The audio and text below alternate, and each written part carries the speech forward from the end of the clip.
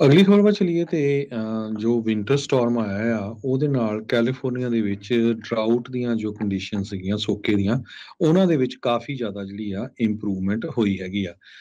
US drought monitor ਦੇ ਮੁਤਾਬਕ ਜੋ ਡਾਟਾ ਉਹਨਾਂ ਨੇ ਰਿਲੀਜ਼ ਕੀਤਾ ਆ, ਇਹਦੇ ਮੁਤਾਬਕ ਕਹਿੰਦੇ 17% ਗੋਲਡਨ ਸਟੇਟ ਜੋ ਕੈਲੀਫੋਰਨੀਆ ਆ, ਇਹ ਡਰਾਊਟ ਕੰਡੀਸ਼ਨ ਤੋਂ ਕੰਪਲੀਟਲੀ ਬਾਹਰ ਹੋ ਗਈ ਆ।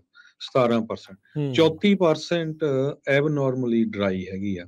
ਸੋ ਇਹਦਾ ਮਤਲਬ ਇਹ ਆ ਵੀ ਹਾਫ ਆਫ ਦਾ ਸਟੇਟਸ ਡਰਾਊਟ ਕੰਡੀਸ਼ਨ ਚ ਹੈਗੀ ਆ। ਵੀ ਉਹਦੀ ਜਿਹੜੀ ਰੇਂਜ ਆ ਮੋਡਰੇਟ ਤੋਂ ਲੈ ਕੇ ਐਕਸੈਪਸ਼ਨਲ ਡਰਾਊਟ ਤੱਕ ਹੈ।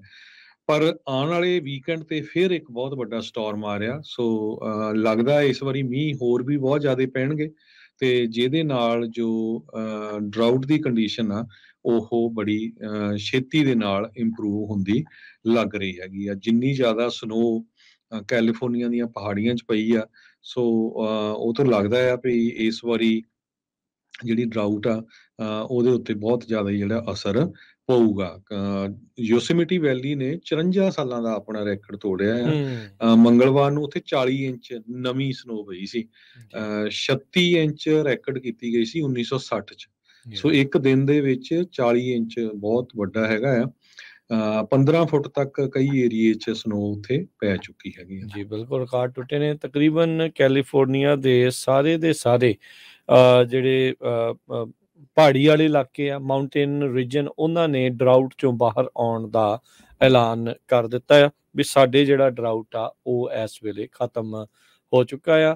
ਰੈਜ਼ਰਵਾਇਰਸ ਭਰ ਰਹੇ ਨੇ, ਇੱਥੋਂ ਤੱਕ ਇੰਨੇ ਕਈ ਥਾਵਾਂ ਤੇ ਭਰ ਰਹੇ ਆ ਵੀ ਆਲਰੇਡੀ ਉਹਨਾਂ ਨੇ ਪਾਣੀ ਛੱਡਣਾ ਵੀ ਸ਼ੁਰੂ ਕਰ ਦਿੱਤਾ ਵੀ ਖੌਰੇ ਕਿਤੇ ਬੰਨਾਂ ਨੂੰ ਕੋਈ ਨੁਕਸਾਨ ਜਿਹੜਾ ਆ ਉਹ ਨਾ ਆ ਜਾਵੇ। ਇਸੇ ਦੌਰਾਨ ਕੈਲੀਫੋਰਨੀਆ ਨੇ ਐਮਰਜੈਂਸੀ ਕਈ ਕਾਉਂਟੀਜ਼ ਦੇ ਵਿੱਚ ਡਿਕਲੇਅਰ ਕਰ ਦਿੱਤੀ ਹੈ ਜਿੱਥੇ ਬਹੁਤ ਜ਼ਿਆਦਾ ਬਰਫ਼ਬਾਰੀ ਜਿਹੜੀ ਇਹ ਪਈ ਹੈਗੀ ਆ।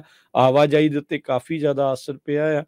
ਆਲਦੋ ਅੱਜ ਤਕਰੀਬਨ ਸਾਰੇ ਫਰੀਵੇਜ਼ ਖੁੱਲਣ ਵੱਲ ਨੂੰ ਜਿਹੜੇ ਉਹਨਾਂ ਨੇ ਕਦਮ ਜਿਹੜੇ ਉਹ ਚੱਕ ਲਏ ਸੀਗੇ, ਪਰ ਵੀਕਐਂਡ ਦੇ ਉੱਤੇ ਇੱਕ ਵਾਰੀ ਫੇਰ ਸਨੋ ਸਟਾਰਮ ਜਿਹੜਾ ਆਵੇਗਾ ਉਸ ਨਾਲ ਫੇਰ ਮੁਸ਼ਕਿਲਾਂ ਜਿਹੜੀਆਂ ਇੱਕ ਹਿਸਾਬ ਦੇ ਨਾਲ ਵੱਧ ਸਕਦੀਆਂ ਆ। ਸੋ ਵੈਡਨਸਡੇ ਨੂੰ ਐਮਰਜੈਂਸੀ ਪ੍ਰੋਕਲੇਮੇਸ਼ਨ ਕੀਤੀ ਗਈ ਸੀ। ਐਮਾਡੋਰ, ਕਰਨ, ਐਲਏ, ਮਡੇਰਾ, ਮੈਰੀਪੋਸਾ, ਮੋਨੋ, ਨਵਾਡਾ, ਬਰਨਡੀਨੋ, ਸੈਨ Louis Obispo, Santa Barbara, Saiyaara, ਸਨੋਮਾ ਤੇ ਟੁਲੈਰੀ ਕਾਉਂਟੀਜ਼ ਦੇ ਵਿੱਚ ਜਿਹੜੀ ਆ ਐਮਰਜੈਂਸੀ ਡਿਕਲੇਅਰ ਕਰ ਦਿੱਤੀ ਗਈ ਆ। ਇਸ ਦੇ ਨਾਲ ਜਿਹੜੇ ਸੂਬੇ ਦੇ ਹੋਰ ਰਿਸੋਰਸਿਸ ਆ ਉਹਨਾਂ ਨੂੰ ਇਸ ਪਾਸੇ ਵੱਲ ਨੂੰ ਡਿਜ਼ਾਸਟਰ ਰਿਸਪੌਂਸ ਤੇ ਰਿਲੀਫ ਵੱਲ ਨੂੰ ਵਰਤਿਆ ਜਾਊਗਾ।